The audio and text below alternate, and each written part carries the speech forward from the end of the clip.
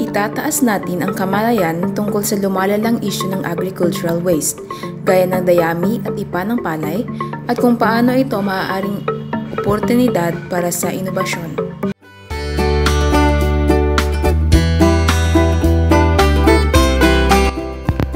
Nakakita ka na ba ng palayang puno ng usok pagkatapos ng anihan?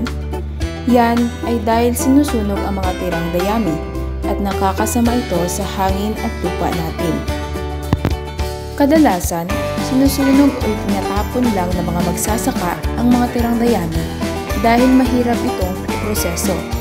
Pero sa simpleng pagsunog na yan, napapalabas ang carbon dioxide, nadudumihan ang hangin, at nasasayang ang organikong materyales na pwedeng pampabuti sa lupa.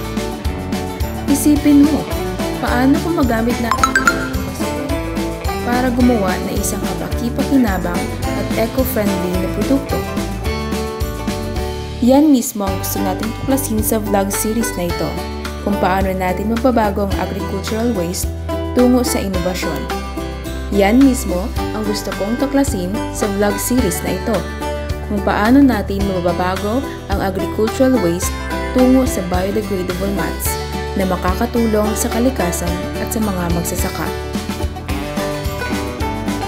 Sa susunod na episode, aalamin natin kung ano nga ba ang biodegradable mat at bakit ito maaaring maging game changer sa farming.